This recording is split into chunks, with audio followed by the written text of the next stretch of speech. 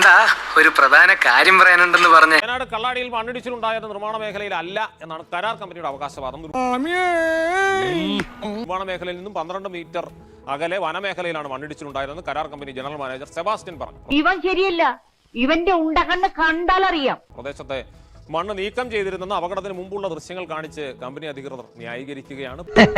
അതൊരു ഭയങ്കര വെടിയാണ്. നമ്മൾ മണ്ണ് എക്സ്കവേഷൻ ചെയ്തതിൻ്റെ ടണലിൻ്റെ വേ ആക്സസ് മെയിൻറ്റെയിൻ ചെയ്തു. അത് കഴിഞ്ഞിട്ട് നമ്മളത് കംപ്ലീറ്റ് ആയിട്ട് നെയിൽ ചെയ്ത് ഷോർട്ട് കട്ടിങ് ചെയ്ത് പ്രൊട്ടക്ട് ചെയ്ത ഏരിയയാണ്. പക്ഷേ അതിൻ്റെ പുറകിൽ ഒരു 10-12 മീറ്റർ പുറകിൽ നിന്നാണ് ലാൻഡ് സ്ലൈഡ് തുടങ്ങിയിട്ടുള്ളത്.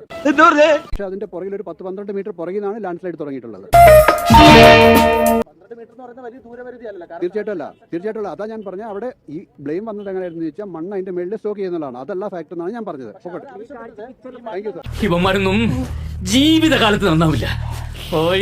ഞാൻ എന്താണ് പറഞ്ഞത്? ഗൗരവതരമായി പരിശോധിക്കാതെ, പാരിസ്ഥിതിക ആഘാത പഠനം ഗൗരവമായി നടത്താതെ ഈ പദ്ധതിയുമായി പോകരുത്. എന്താ കാര്യം പറയാൻ കാര്യം?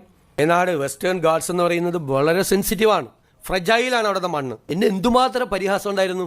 മണ്ണ് പരിശോധനാ വിദഗ്ധൻ എന്നെല്ലാം പറഞ്ഞു. അതെ, ഇവനൊരു അബദ്ധം പറ്റിപ്പോയതാ.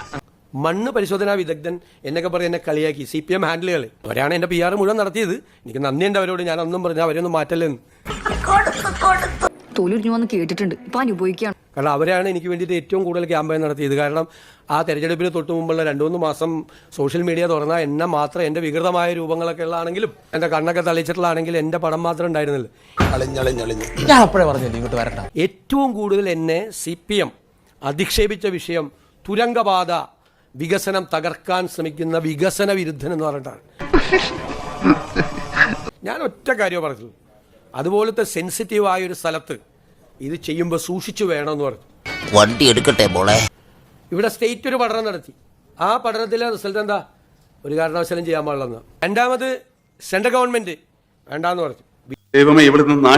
വീണ്ടും സംസ്ഥാന ഗവൺമെന്റ് നിർബന്ധിച്ച് അവിടെ നിന്ന് 50ഓളം കർശനമായ നിർദ്ദേശങ്ങൾ വെച്ചുകൊണ്ടിട്ടുള്ളതാണ് ഈ തുരങ്കപാതയുടെ പണി തുടങ്ങിയത്. നിങ്ങളോട് എനിക്കൊരു ദേഷ്യമില്ല. വിവരമില്ലായ്മ ഒരു കുറ്റമല്ലല്ലോ. അതെ, ഈ ഒരു വിഷയത്തിന്റെ പുറത്ത് ഒരുപാട് പരിഹസിക്കപ്പെട്ട, ആക്ഷേപിക്കപ്പെട്ട ഒരു പ്രതിപക്ഷ നേതാവായിരുന്നു ഞാനെന്ന് നിങ്ങളൊക്കെ ഓർക്കുന്നതല്ല. Wayanad landslide is a very unfortunate. It has happened. How the government is going to study in detail. എല്ലാവർക്കും സന്തോഷമായല്ലോ. എനിക്ക് സന്തോഷമായി. എല്ലാവർക്കും